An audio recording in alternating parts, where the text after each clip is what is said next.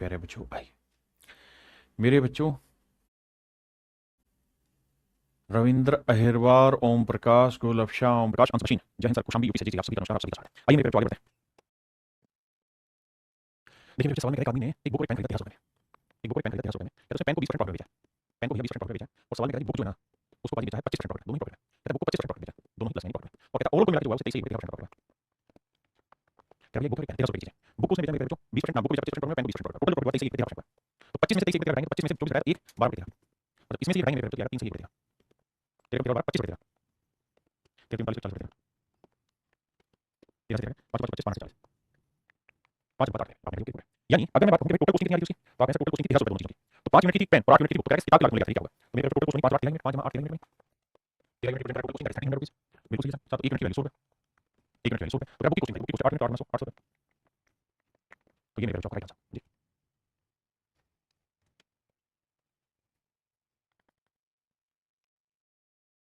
आइए मेरे बेटो देखिए मेरे कह रहा है आदमी ने 5 घोड़े और 10 गाय खरीदी, घोड़े हैं और गाय, यहाँ पे घोड़े की संख्या जो है कितनी है 5 और 10 गाय मेरे बेटो, बिल्कुल ठीक है 10,000 का, कह रहा घोड़े को बेचा 15% प्रॉफिट, घोड़े को 15% प्रॉफिट बेचा, जबकि जो गाय है मेरे बेटो से 10% बेचा, कुल मिला के उसे 375 रुपये प्रॉफिट हुआ। तो मेरे बेटो की बात बताओ, अगर यहाँ भी प्रॉफिट लॉस है, यहाँ भी प्रॉफिट लॉस है, यहाँ पे भी प्रॉफिट लॉस है ना। हाँ जी अब ये बताइए, कह रहा कुल मिला के 375 का प्रॉफिट हुआ, ध्यान देना, यदि उसे कुल रुपए 375 का लाभ हो तो भैया टोटल 375 का लाभ हुआ, टोटल कुल मिला के कॉस्ट पैसा 10,000, भैया पैसे देखिए कुल मिला के कॉस्ट पैसा 10,000, बिल्कुल ठीक बात है, कुल मिला के प्रॉफिट हुआ 375 का हुआ, ये भी बात सही है। प्रॉफिट परसेंट का सूत्र है मेरे प्रॉफिट अपॉन सीपी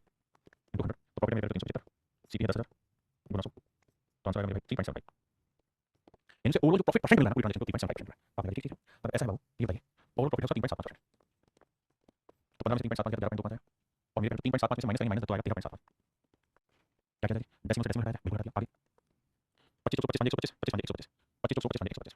5 11 55 45 11 बात, मतलब अगर घोड़ी की कोस्ट 11 है तो गाय की कोस्ट टोटल कोस्ट 11 और कितनी मिनट 20 मिनट, तो 20 मिनट जो है वो टोटल कोस्ट को रिप्रेजेंट कर रहा है, टोटल कोस्ट दोनों चीजों की 10,000 रुपये। आप ठीक है, तो 20 मिनट 10,000 तो 1 मिनट 500 रुपये, बिल्कुल ठीक है। अब मेरे बेटे 1 मिनट 500 रुपये है, 11 मिनट की कोस्ट नहीं 500 रुपये, यानी मैं ये कहता हूं कि साहब घोड़ों पे 500 रुपये खर्च है, 1 मिनट 500 मिनट 9 मिनट कितना है 45, गाय पे 45 रुपये खर्च। अब समझने वाली बात ये है कि घोड़े कितने साहब, तो घोड़े 5, तो 5 घोड़े 500 रुपये, तो 1 घोड़े कितना 1100 रुपये, और 45 गाय 45 रुपये खर्च किए गायों पे 10 गायों पे, तो 10 गायों पे 45 तो 1 गाय की कोस्ट 450। तो अब सवाल में हमसे क्या पूछा है, प्रत्येक घोड़े का क्रम लेगा, तो मेरे बेटे हर घोड़े का क्रम लिया हुआ है 1100, the cost price of each horse is rupees 1100, हर घोड़े का कोस्ट आएगा मेरे बेटे 1100। देखिए मेरे सवाल में कह रहे हैं man purchase 2 chair in rupees 900, एक आदमी ने 2 कुर्सियां 900 रुपये में खरीदी, he sell the first chair 4/5 of its cost price. मेरे बाबू सवाल में कह रहा है एक आदमी ने 2 कुर्सियां 900 रुपये में खरीदी, उसने पहली कुर्सी को उसके क्रम लेके 4 5 महीने में बेची, यानी पहली कुर्सी को जो भी कोस्ट उसके 4/5 प्राइस में बेची। मतलब ये हुआ कि भैया अगर आर्टिकल का कोस्ट 5 है तो हमने सेल कर दिया है 4 में, और अगर 5 की चीज 4 में बेच रहे तो आपने बेसिकली 1 को उठा लिया लॉस। तो लॉस परसेंट का सूत्र क्या होता है मेरे, लॉस परसेंट का होता है loss upon CP into 100, loss upon CP into 100 5 से काटेंगे 20 आंसर 20%। इसका मतलब पहले आर्टिकल पे हमको लॉस उठा 20% का, पहले आर्टिकल पे हमने 20% लॉस उठाया, कहता जबकि दूसरी कुर्सी क्रम लेके 5 पे 4 गुना मूल्य पर बेची, और कहता दूसरी कुर्सी को उसके कोस्ट के 5 पे 4 मूल्य पर बेची, इसका कोस्ट प्राइस 4 है तो उसको बेचा मेरे कितने में बेचा 5, तो 4 की चीज 5 में कितने का लाभ 1 लाख किसी सीपी में तो 100 का, और ये बेचा कितना मेरे 25%, तो दूसरा आर्टिकल जो हमने बेचा मेरे वो बेचा 25% प्रॉफिट।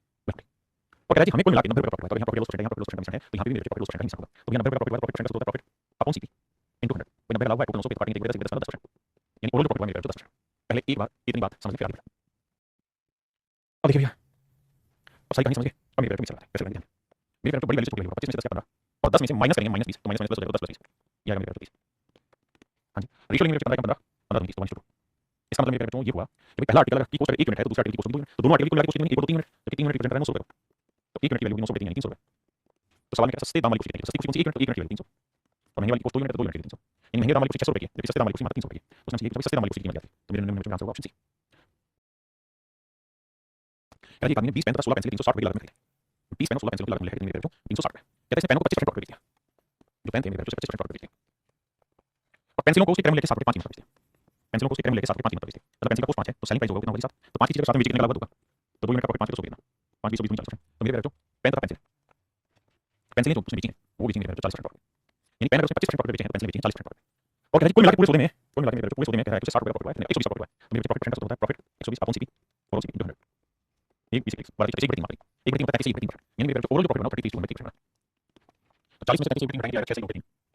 और इसमें से 50 घटाएंगे मेरे 8 से 3 3 18 और 20 और यहाँ के 24 25 मेरे भाई 3 से 3 है बिल्कुल ठीक है 5 20 5 25 4 5 इसका मेरा वो ये हुआ कि पेन की कोस्ट 4 है तो पेंसिल की कोस्ट 5 तो टोटल खर्चा 4 5 9 यूनिट, भाई पेन पे 4 यूनिट खर्च किया पेंसिल पे 5 तो 4 5 यूनिट खर्चा किया है, जबकि एक यूनिट खर्चा किया 360 रुपये, तो 1 यूनिट की वैल्यू आएगी मेरे 40 रुपये, अगर 1 यूनिट की वैल्यू 40 है तो 5 यूनिट की वैल्यू 200 रुपये, यानी 200 रुपये मेरे खर्च किया है पेंसिल पे और 1 यूनिट 40 तो 4 यूनिट कितना मेरे 160, तो पेन पे 160 रुपये खर्च किया पेंसिल पे 200 खर्च किया, तो सवाल में कह रहा है प्रत्येक पेंसिल का क्रम लेगा थी हर एक पेंसिल का क्रम लेगा थी, तो सवाल में कह रहा है आदमी ने 20 पेन खरीदी तो 16 पेंसिल, तो अगर एक पेंसिल का पूछ रहा है तो हमें बताना चाहिए 16 पेंसिल कितनी खरीदी 200 में, तो एक पेंसिल कितनी तो 16 का 16 बचा कितना 4 है ना 16 में 32 16 में 80 यानी 12.5 रुपए की 12.5 रुपए उसने एक पेंसिल खरीदी, सवाल में यही पूछा है कि भैया एक पेंसिल की कीमत क्या है, तो ऑप्शन बी मेरे करेक्ट आंसर है, ऑप्शन बी आपका बिल्कुल एब्सोल्यूट करेक्ट आंसर। भाई बाबू हे राजा जी, देखिए मेरे सवाल में क्या है, एक विक्रेता ने घड़ी और एक दीवार खरीदी, 390 रुपये में खरीदी। एक वॉच खरीदी, एक दीवार खरीदी।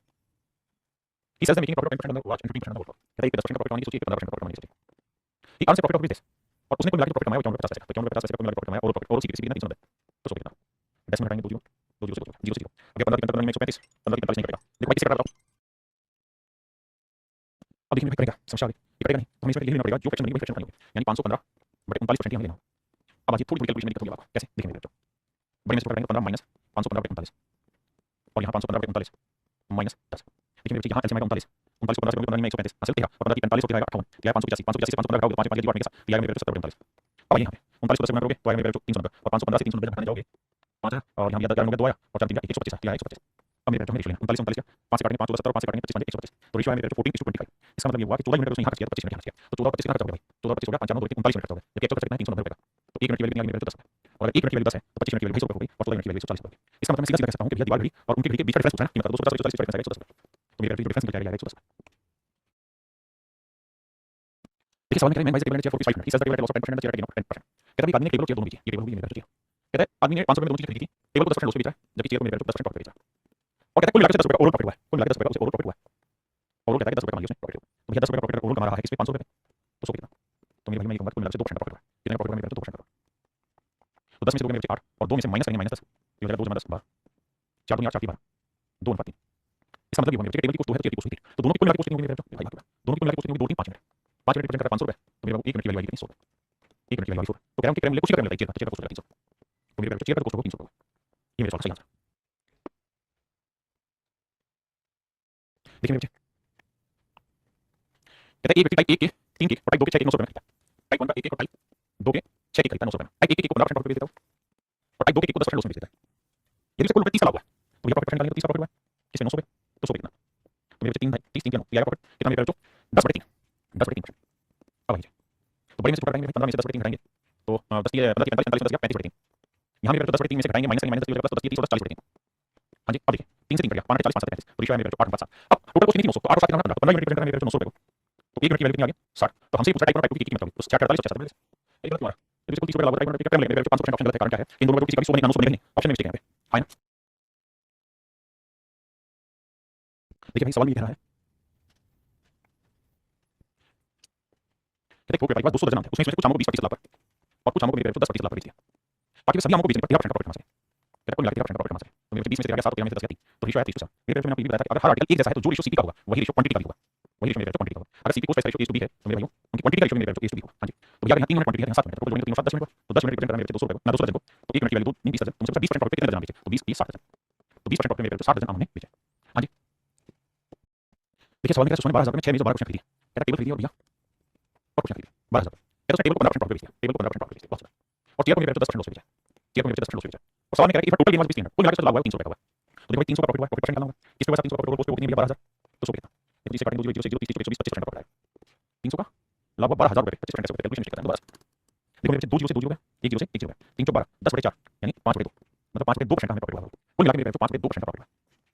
क्योंकि हमें कुल मिलाकर 300 रुपये का प्रॉफिट 12,000 पे तो भैया ओवरऑल प्रॉफिट कितना 5/2%। अब कैलकुलेट करना बड़े में से घटाओ तो देखो 15 में से 5/2 घटाओगे तो वही हम जाएगा 5 15 30 में से 5 गया 25 25/2% और यहाँ इसमें से घटाओगे 5/2 में से माइनस करोगे -10 हो जाएगा +10 तो भैया 10 2 20 25/2 अरे बिल्कुल सही बात है यानी दोनों टेबल और चेयर दोनों की कॉस्ट मेरे बच्चों सेम है। अगर टेबल और चेयर दोनों की कॉस्ट सेम आई है अगर दोनों की कॉस्ट सेम आई मेरे बच्चे 1:1 आ रहा है 1:1 आया तो ओवरऑल टोटल कॉस्ट कितनी मेरे बच्चों 12,000 तो टोटल कॉस्ट 12,000 रुपये 2 यूनिट 12,000 तो 1 मिनट की वैल्यू मेरे बच्चों 6,000 तो इसका मतलब टेबल की कॉस्ट भी 6,000 होगी और चेयर की कॉस्ट 6,000 तो मेरे जो की कुल लग गया टेबल की कॉस्ट मेरे बच्चों 6,000 रुपये ऑप्शन ए। जी दुकानदार ने 120 क्विंटल गेहूं खरीदा एक दुकानदार ने 120 क्विंटल गेहूं मेरे बच्चों खरीदा। हाँ जी इस गेहूं के 20% भाग को 25% हानि पर बेच दिया पूरे सौदे में 25% लाभ प्राप्त करने के लिए उसे गेहूं को कितने प्रतिशत लाभ पर बेचना चाहिए देखिए टोटल गेहूं 120 क्विंटल कहता है 25% ना 20% भाग कहता 20% भाग को 20% भाग करना है यानी 24 क्विंटल गेहूं को उसने बेच दिया है कितने 25% उसमें यानी मेरे 24 क्विंटल गेहूं जो है वो इसने 25% उसमें बेच दिया पूरे सौदे में 25% प्रॉफिट कमाना चाहे पूरे सौदे में 25% प्रॉफिट कमाना चाहे तो कहता है शेष को किस रेट पे बेचे शेष गेहूं को कितने प्रतिशत लाभ पर बेचे तो मेरे 120 में से 24 हो गया बचा 96 क्विंटल यहाँ लिखेंगे 96। अब ये सबसे पहला काम आपका ये होगा कि सर हम रेशियो में क्वांटिटी है 24 में 1 बचा और ये रेशियो उसने खुद ही लिया था 20 मतलब 5 में से 1 गेहूं को कितने लॉस में तो बचे 4 कितने प्रॉफिट में बेचे तो उसने पहले लिखा आया आइए भाई अगर आप इतनी बात समझ गए हैं तो कहानी को आगे लेके चलते हैं। हम यहाँ से रेशियो निकालने के बाद इनकी क्वांटिटी और कॉस्ट प्राइस रेशियो सेम आएगा क्योंकि सारे आर्टिकल एक जैसे 120 120 क्विंटल गेहूं एक जैसे अब कैसे कैलकुलेट करेंगे वो देखिए भाई बड़े में से छोटा करेंगे ये वाली वैल्यू 25 से बड़ी क्योंकि 25 -25 25 में से करेंगे -25 करेंगे 25 50 तो मेरे 4 यूनिट का 50 को रिप्रेजेंट कर रहा है तो 1 यूनिट की वैल्यू 50 यानी 12.5 भैया 1 यूनिट की वैल्यू 12.5 यानी ये वाली वैल्यू 12.5% है तो मिश्रण में से 25 घटाएंगे तो 12.5 मिश्रण कितना होगा 37% तो मिश्रण आ जाएगा मेरे 37% मिश्रण होगा मेरे 37% इन रहेगा correct rate about 640 kilogram of rice he sold part of the rice at 20% profit and rest 5%। कहता है 140 किलोग्राम चावल खरीदे जिसमें कुछ भाग को 20% लाभ बेच दिया, बाकी भाग को मेरे 5% लॉस बेच दिया। बहुत बढ़िया। और कहता है कि he earn profit of 15% in transaction, कुल मिला के कहता है वो 15% लाभ कमाया। बहुत बढ़िया। What is the ratio of the quantity of rice that is sold at a loss of 5% to that the quantity that the ratio पूछा है। अब आओ मेरे बेटा रेशियो निकालेंगे 20 में से चला गया 5 और मेरे बेटा 15 में से माइनस करेंगे -5 20, तो रेशियो लोगे दिया 5 5 5 20। लेकिन हमसे क्या पूछा हुआ है, हमसे क्या 5% की हानि पर जो बेचा गया और 20% लाभ पे जो बेचा गया, 5% की हानि बेचा गया 1 यूनिट तो लाभ पे 20% बेचा गया 4 यूनिट, तो रेशियो आएगा मेरे बेटा 1:4। ऑप्शन डी आंसर लगाना, सीक्वेंसिंग को प्रॉपर ध्यान रखना। ठीक है जी।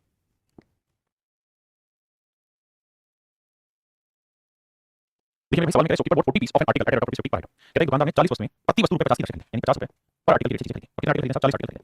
40 आर्टिकल मेरे बेटा खरीदे और 50 रुपए पर आर्टिकल की चीज खरीदी। यार उसने 35 वस्तुएं 20% लाभ पर बेची। 35 आर्टिकल जो थे इसमें से वो 20% प्रॉफिट बेची।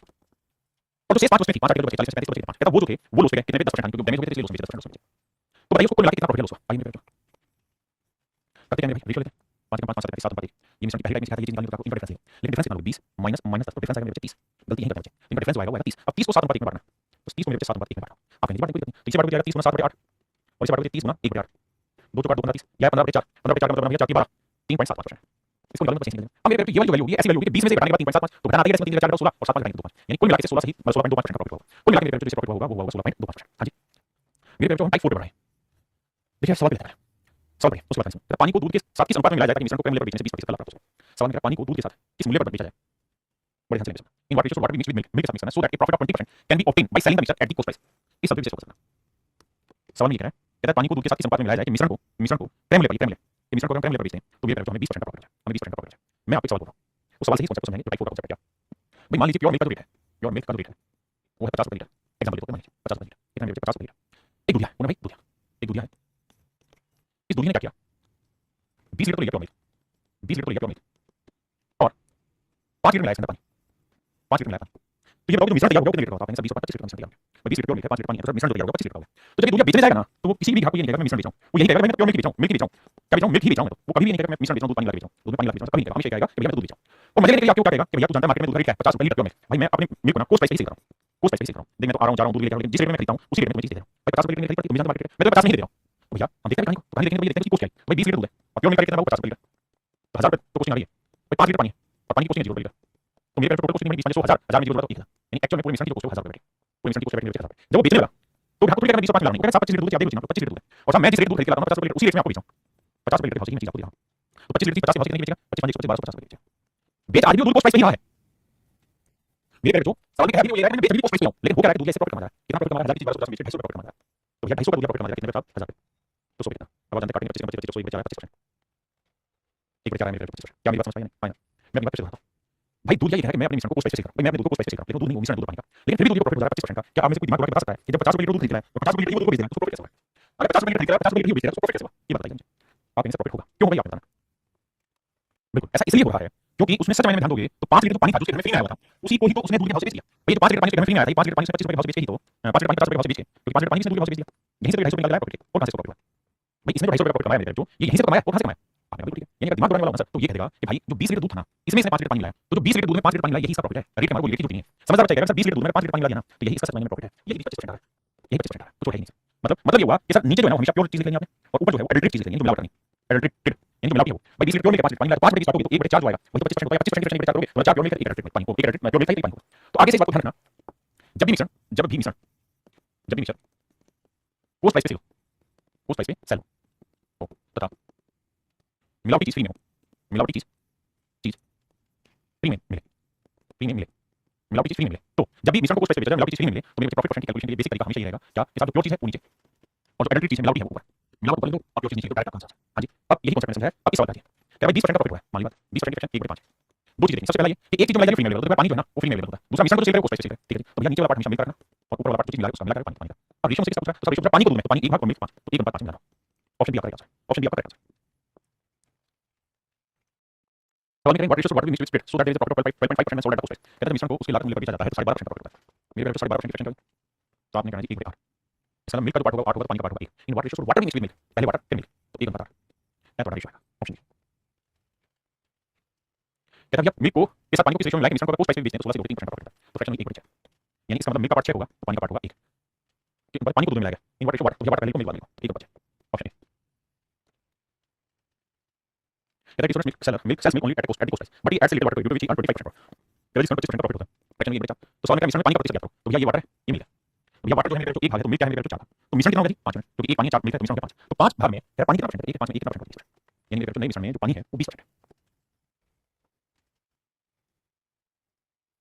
कहते हैं बेईमान व्यापारी शुद्ध घी सीपी पर बेचने का दावा करता है, यानी मिश्रण को कुछ पैसे बेचने का दावा करता है तो 20% का प्रॉफिट करता है, 20% की फ्रैक्शन में 1/5। अब मेरे भैया पानी तो है नहीं तो क्या साहब, if the fat is available free, कहता फैट जो फ्री अवेलेबल है, तो इसका मतलब प्योर घी जो है मेरे जो 5 है तो फैट जो होगी वो 1 होगी, तो पूछ रहा है then the percentage of amount of fat in the mixture, तो मिश्रण में फैट 1 है मेरे तो घी कितना है 5, तो टोटल कितना मिश्रण 6, अगर 6 मिश्रण है तो उसमें फैट कितना परसेंट है, तो आंसर होगा मेरे जो 1/6 और 1/6 होगा 16 × 2/3%। ऑप्शन डी मेरे जो करेक्ट आंसर।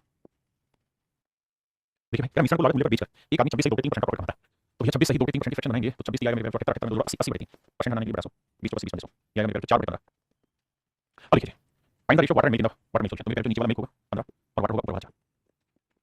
तो ये मेरे जो ऑप्शन 3 रहेगा आंसर। कहता पानी को 12 रुपए पर लीटर से दूध में किस अनुपात में मिलाया जाए ताकि मिश्रण को 10 रुपए लीटर हो जाए, देखिए ये सवाल ऐसा नहीं है, यहाँ ना तो ये मिश्रण को स्पेसिफाई करो है ना कोई चीज वाला कुछ ऐसे कहानी, उसने कहा पानी को 12 रुपए पर लीटर दूध में किस अनुपात में मिलाया, वही पानी और मिल्क की कीमत 12 रुपए पर लीटर, पानी 0 रुपए पर लीटर, उसी में पानी रुपए और मिश्रण की लागत मेरे 10 रुपए लीटर मिला लीजिए 12 10 10 10 तो रेशियो मेरे 1:5 1/5, यानी आपस में किस अनुपात में मिलाना चाहिए 1/5।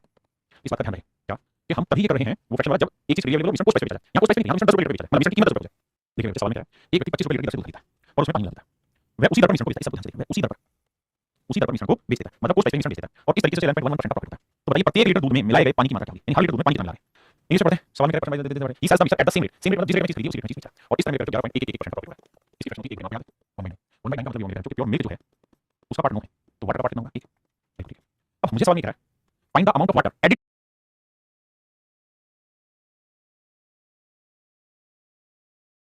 टू ईच लीटर, कहता हर लीटर दूध में कितना पानी मिलाएगा ये बताइए। मेरे पे सच बात ये है कि अगर 9 लीटर दूध लोगे ना तो पानी 1 लीटर मिलाना होगा, 9 लीटर दूध लोगे पानी 1 लीटर मिलाना होगा, तो 9 लीटर 1 लीटर दूध में पानी कितना मिलाओगे, तो भैया 9 लीटर रिप्रेजेंट कर रहा है 1 लीटर, 9 लीटर रिप्रेजेंट कर रहा है 1 लीटर, तो 1 मिनट की वैल्यू क्या आ जाएगी 1 लीटर और 1 मिनट की वैल्यू निकाल आंसर सारे पॉइंट में रखें, तो भैया 1 लीटर 9 को डेसिमल में बनाओगे तो 0.111 लीटर आएगा, तो याद रखना मेरे कौन सा ऑप्शन है, ऑप्शन 3 मेरा आंसर। देखिए मेरे सवाल में थोड़ी सी दिक्कत है, क्या दिक्कत है लैंग्वेज पेपर में ये थी लेकिन इसको और करेक्ट करने की कोशिश करूंगा लैंग्वेज को, वो ये कह रहा है कि भाई the price of pure milk is 3.60 पर लीटर और कहता है 25 किलोग्राम प्योर मिल्क है, 25 kilogram pure milk pure milk 25 kilogram pure milk pure milk का रेट 3 रुपए 60 पैसे, कहता है कि मुझे पानी लाना चाहता है, लेट्स से x रुपए लीटर पानी लाना चाहता है, तो पानी की कॉस्टिंग दी तो ओवरऑल जो कॉस्टिंग बनेगी 25 गुना 3.60 बनेगी 3.60 बनेगी, तो पानी की कॉस्टिंग है और कह रहा है पूरे मिश्रण को 3 रुपए लीटर में बेचता है, तो भाई 25 लीटर दूध था और x लीटर है पानी, तो मिश्रण कितना तैयार होगा इसको 3 रुपए लीटर के हिसाब से बेचना है। तो मेरा सवाल ये बताइए, ये कहानी समझने के बाद हमें ये बताइए भाई उसका क्या पानी कितना लगा, लैंग्वेज समझ नहीं है, जब भी ऐसा लिखा हो तो मान लेना होगा हमें कि how much water did he added so that सो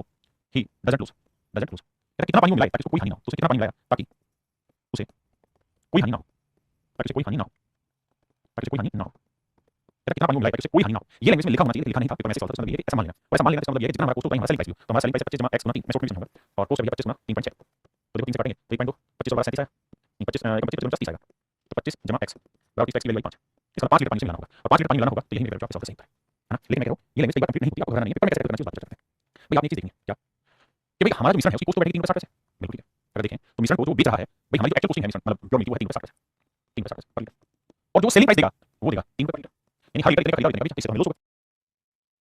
इससे तो लॉस होगा आप कहेंगे कैसे सर थोड़ा दिमाग लगाओगे तो आपको पता चल जाएगा कि 3.60 रुपए में चीज खरीद रहे हैं 3 रुपए में बेच रहे हैं तो 0.6 का 6 रुपए पर लीटर लॉस होगा, लेकिन सवाल में कह रहा है कि डजंट लूज, कोई नुकसान नहीं होना चाहिए, तो सर नुकसान तभी नहीं होगा जब ये लॉस हो रहा है लीटर पे, ये कहीं से रिकवर हो जाए, तो कहां से रिकवर होगा मेरे तो भैया ये रिकवर होगा मेरे कहां से, तो आपका रिकवर होगा ये पानी से, तो मेरे बेटे पानी मिलावटी है तो मिलावटी करते नीचे करते हैं प्योर चीज ऊपर करते हैं मिलावटी, तो जो 0.6 का लॉस है ना 0.6 मिनट का लॉस है ये मिश्रण कितने बेचा 3 पे, तो ये है मेरे पास प्राइस और ये है मेरे जो पानी का, यानी पानी कितने लॉस रिकवर करने लगा होगा, कुल मिलाकर इतनी बात को समझिए कुछ नहीं समझना कितना लॉस रिकवर करने लगा होगा, हां बिहार रिक्शन वाले जो लेंगे चेक चेक प्लीज, इसका मिल्क 5 मिनट 25 लीटर है तो 1 मिनट 5 लीटर है तो पानी से मिलाना होगा 5 लीटर, लेकिन इस बात को बखूबी समझना है तो आप ये तरीका समझना होगा, इससे आप बेहतरीन तरीके से चीज को समझ पाएंगे। अगर आप इसे और अच्छे से जानना चाहते हैं तो आप ऐसे देखिए सवाल को, ये सर एक बात बताइए भाई ये तो क्या है कि 25 लीटर में प्योर दूध खरीदा, प्योर मिल्क खरीदा 25 लीटर 25 लीटर प्योर मिल्क खरीदा, बिल्कुल सही सर, तो 25 लीटर में प्योर मिल्क खरीदा वो हमने खरीदा 3 रुपए 60 पैसे का, बेचा 3 रुपए का, हर लीटर कितना लॉस हुआ 0.6 का, तो इसका 25 लीटर पे हर लीटर पे 0.6 का लॉस हुआ, कुल मिलाकर हमें इतने रुपए का लॉस हो जाएगा अगर हमारे पास दूध हो। अब इस लॉस की रिकवरी हमें करनी है, कहां से रिकवरी करनी है, पानी से, पानी भी मिश्रण तो 3 रुपए का मिलेगा तो कितनी क्वांटिटी पानी की मान लेते हैं x लीटर पानी लेते हैं, अब काटो मेरे तो 3 गुना 6 0.25 गुना 50 की वैल्यू 5, यानी 5 लीटर आपको दूध लेना होगा 5 लीटर पानी लेना होगा उससे आप इसे रिकवर कर पाएंगे। पाइप पाइप कुछ नहीं है सवाल कोई समझा करिए। देखिए मेरे सवाल में दूध वाले के पास 2 प्रकार के दूध है, एक दूध वाला है उसके पास 2 प्रकार के दूध है, पहले कंटेनर में 80% दूध है, यानी फर्स्ट कंटेनर है इसमें मेरा जो मिलेगा 80% और दूसरे कंटेनर में 60% दूध है, दूसरे कंटेनर में जो मिलेगा 60%, कहता पहले कंटेनर से हम 28 लीटर दूध ले रहे हैं और दूसरे कंटेनर से हम 32 लीटर दूध ले रहे हैं और इनको एक साथ मिला दें तो नए मिश्रण में दूध का प्रतिशत मात्रा क्या होगा, आइए देखिए। देखिए मिश्रण से क्वांटिटी हमें देखिए 4 से काटेंगे 4 28 4 28 शायद 7 बता करिएगा 80 और 60 की डिफरेंस लीजिए, आपने सब ले लिया 80 और 60 की डिफरेंस है 20, अगर 80 और 60 की डिफरेंस 20 है तो 20 में बचे 8 अनुपात 7 में बांट दीजिए, 8 अनुपात 7 में बांट नहीं मापेगा बोलिए 7 अनुपात 8 में बांट दीजिए, हां जी अब ये 20 गुना में 7 7 और 15 5 की 15 5 20 या 28 में बचे 9 सही 1/3, यानी मेरे बचे ये वाली वैल्यू 9 सही 1/3%, ऐसे ही वाली निकाल के आती है मैं कह रहा हूं चीज वो मिश्रण इससे छोटा होगा लेकिन इससे बड़ा होगा, इससे कितना बड़ा होगा 9 सही 1/3 वाला होगा 69 सही 1/3%, यानी मिश्रण में जो दूध होगा मेरा जो 69.333% होगा और यही आपसे सवाल पूछा है कि दूध कितने प्रतिशत होगा तो 69.33% होगा। करिए करिए करिए सवाल में 60% सांद्रता वाले 40 लीटर में कहते हैं 40 लीटर का एसिड है, इसमें जो कंसंट्रेशन है वो 60% है। एक 35 लीटर का एसिड है, बताया इसमें 80% कंसंट्रेशन। कहता है इन्हें जब मिलाया तो मिश्रण में कितने परसेंट कंसंट्रेशन होगी, आपने सवाल जवाब। आइए बाबू, करना क्या है सवाल में आपको, करना ये है कि पहले इसका रेशियो लीजिए। रेशियो लेंगे तो 5 40 5 7 दोबारा से 8 7 और यहाँ डिफरेंस कितना है 60 80 का 20, तो 20 को यहाँ फ्रैक्शन में बांटो 8 7 में। मैं 7 वाला साइन कर लेता हूँ, तो ये वाला निकालेंगे तो 20 होना 7 15 5 3 15 5 20 7 यानी 9 से 1 यानी मेरे 7 वाला हिस्सा आ गया 9 से 1%। इसी जो कि इसमें से घटाएंगे तो इसमें से घटा दिया मिश्रण को, मतलब 1% यानी 69.3333 आगे ना आंसर वही।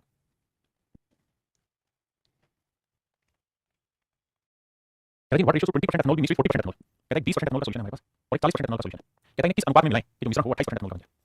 28% एथनॉल का बन जाए। मेरे 40 28 का 12 और 28 20 का 8 4 दूनी 8 और 4 3 12 3 अनुपात, यानी मेरे निर्णय में जो हमें जो मिलाना होगा वो 3:2 के रेशियो में मिलाना। देखिए मेरे बच्चे,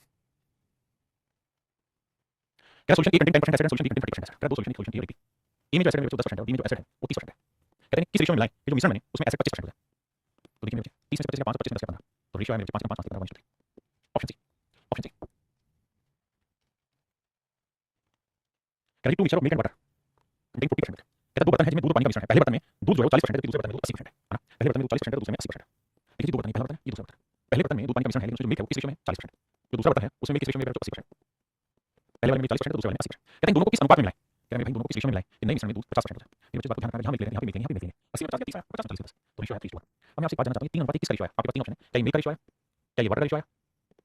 क्या ये मिश्रण का रेशियो है,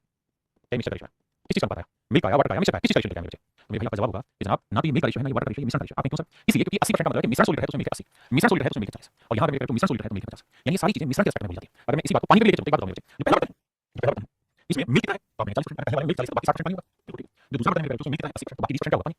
बिल्कुल ठीक है। और दोनों को जो मिलाया है तो मिलाने के जो नया मिश्रण बना उसमें दूध का 50% है यानी 100 में से 50 दूध है तो बाकी 50 पानी होगा, तो पानी कितना होगा 50%। तो सोल्ड करोगे मेरे 60 में 50 10 50 20 30, तो रेशियो अगर निकालने जाओगे आपको आएगा 3 अनुपात 1। रेशियो निकालने जाओगे मेरे बच्चे आएगा 30:1। अगर आप ध्यान दोगे यहाँ पे मेरे बच्चे सोचोगे तो यहाँ पे रेशियो नहीं है, अगर इस हिसाब से मिल्क का था यहाँ वाटर का नहीं, लेकिन ना तो मिल्क का रेशियो है ना वाटर का, ये रेशियो केवल मिक्स का। अब मेरे अगले सवाल में क्या होगा, जैसे सवाल में कहा कि बर्तन जिसके अंदर मिल्क जो है 40%, अगर मिल्क 40 है तो बाकी वाटर कितना हो जाएगा, तो आप 60%। तो नेक्स्ट टाइम क्या करेगा, पहले बर्तन में मिल्क वाटर का रेशियो देगा 20 20 40 20 60 2 अनुपात 3। अभी तक जो चीज वो परसेंटेज में दे रहा था अब वो चीज हो सकता है आपको फ्रैक्शन में दे दे कि भाई 40% मिल्क है 60% पानी, तो ये करेगा पहले बर्तन में मिल्क वाटर का रेशियो 2 3। दूसरे बर्तन में क्या करेगा, मिल्क है 80% तो बाकी पानी कितना होगा भाई, अगर मिल्क 80% है तो बाकी पानी होगा 20%, बिल्कुल ठीक है। रेशियो लगे 20 20 4 अनुपात 1 तो मिल्क वाटर का रेशियो अब करेंगे मिलाया जाए तो मिल्क कितना 50% तो बाकी पानी कितना होगा 50%,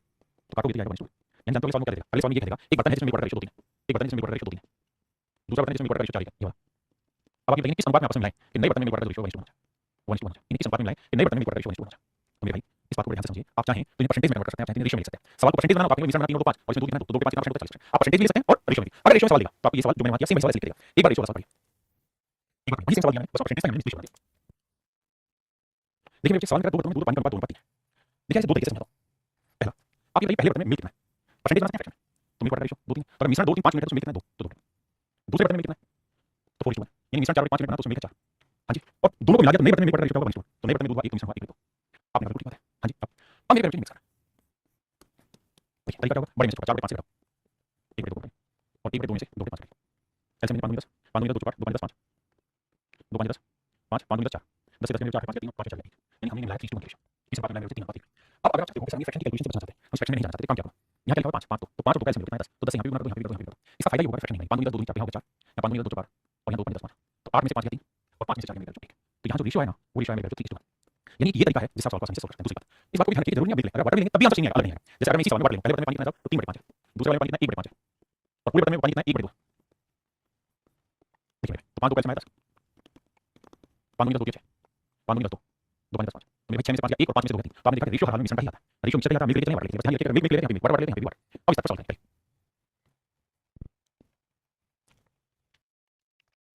दो अलग अलग कंटेनरों में पानी और शराब का अनुपात कितना है।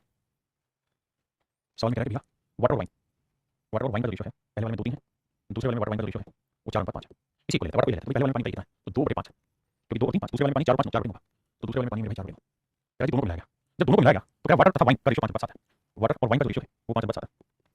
तो वाटर है 5 7 5/12। अब आइए बच्चे अब मेरे को करना है हमें 5 9 और 12 का एलसीएम लें तो भैया 36 180 एलसीएम आया। हां जी 12 9 36 36 180 तो आपने क्या करना है फ्रैक्शन से बचने के लिए 180 से होना 180 से होना 180 से होना। देखिए 5 को काटेंगे 36 बेहतर है, कैलकुलेशन से करेंगे 9 से काटेंगे 9 2 18 20 20 को 80 आया बहुत बढ़िया, 12 से काटेंगे 15 15 75। अब मेरे को करना क्या है 80 में से 75 घटाएंगे 5 और 75 में बेहतर करते हैं 5 बातें, यानी हम इनको जो मिलाएंगे मेरे नंबर जो किस रेशियो में मिलाएंगे 5 3 रेशियो में मिलाएंगे बिल्कुल।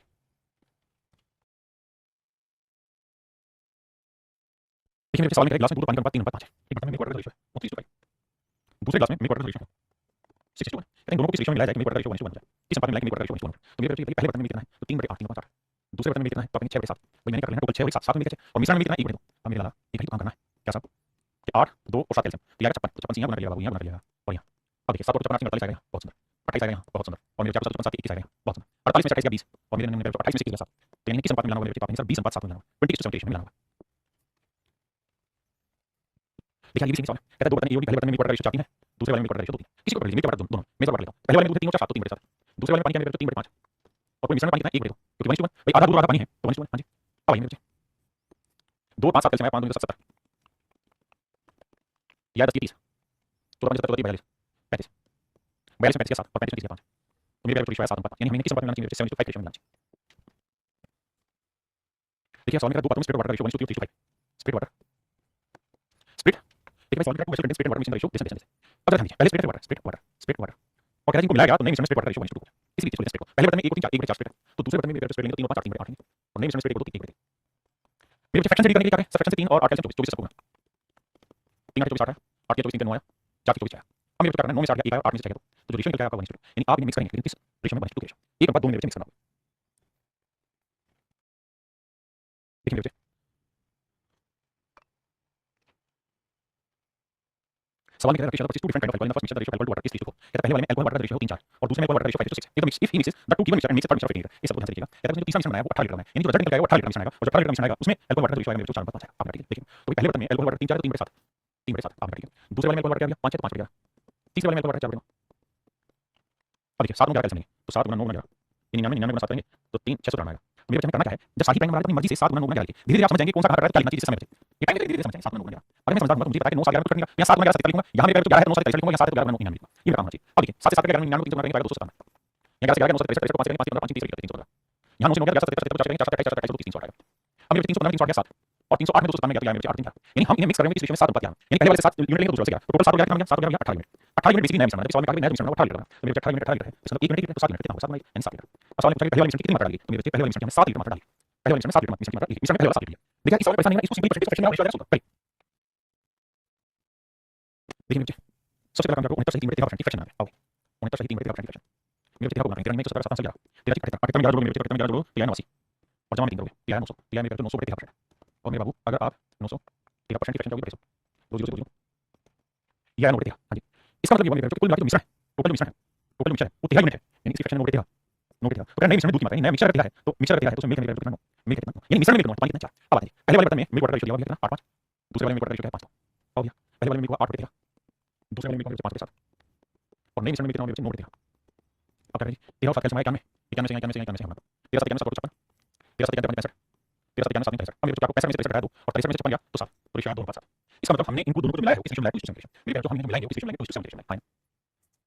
देखिए मेरे सवाल में क्या है दो बर्तन हैं ए और बी ए में वाटर और एसिड का रेशियो 4:5 वाटर एसिड का रेशियो 4:5 और ए तो कहता है ए से कितना लोगे बी से कितना लोगे इसका पता नहीं मिश्रण में वाटर इस टू एसिड का रेशियो 8 है देखिए मेरे पहले वाले में वाटर लेंगे तो 4 आएगा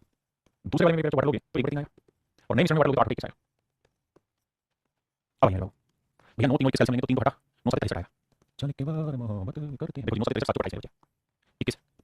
8 के 24 अब मेरे को करना क्या है बड़े में 28 में से 4 24 में कितने मेरे तो आंसर है 30 यानी मेरे जो हमें इनको मिक्स करना है वो मिक्स करना है 30 को इस बात में मैंने मेरे 3 और 4 देखिए मेरे सवाल में कह रहा है इफ x equal 100 ml कहता है भैया 100 मिलीलीटर के x equal 100 मिलीलीटर के x equal x equal 100 ml 100 millilitre के x equal और इसके अंदर एसिड वाटर का रेशियो है 1:4 यानी टोटल मिश्रण बन गया 100x टोटल मिश्रण बन गया 100 एक लीटर में 100 मिलीलीटर x equal 100x पहला मिश्रण ये है उसमें एसिड वाटर रेशियो 4 इसे मिक्स किया गया y बीकर ऑफ 200 ml कहता है 200 ml वाले y बीकर के साथ मिक्स किया गया और इनमें एसिड वाटर रेशियो है 300 यानी नया मिश्रण है 200 ml के साथ y बीकर यानी 200 y इसमें एसिड वाटर रेशियो 300 कहता है इन दोनों को आपस में मिलाया तो जो मिलाया तो रिजल्टिंग मिश्रण में उसमें acid water ratio 19/91 acid ratio तो मेरे बताओ कि भैया शुरुआत में एसिड कितना है तो 1/4 तो 1/5 दूसरे वाले में एसिड कितना है 3/4 तो 3/20 आपको मिश्रण में एसिड वाटर रेशियो 19/91 110 आइए अब क्या करें अब 5 20 110 गुना करें 5 20 110 कैसे 220 5 काटेंगे 44 यहां 20 काटेंगे 11 यहां 110 काटेंगे 2 नहीं 38 तो मेरे को करना है 40 में से 38 अच्छा है और 38 में से 33 मेरे को 5 है यानी यहां जो क्वांटिटी आप ले रहे हैं उस क्वांटिटी का रेशियो 5/6 जबकि एक्चुअल में सच बात ये है कि यहां से क्वांटिटी 100x तो यहां क्वांटिटी मेरे 200 और इन क्वांटिटीज का एक्चुअल रेशियो 5/6 तो 0 से 0 3 है तो मेरे यहां से x y का रेशियो लेंगे y का 5/3 5/3 तो x की वैल्यू होगी 5 y की वैल्यू होगी x की वैल्यू होगी 5 मेरे y की वैल्यू होगी यानी x to y का रेशियो मेरे को होगा 5:3 यानी मेरे 5 राइट आंसर होगा 5:3 फाइन और यही आपसे सवाल में x to y का रेशियो क्या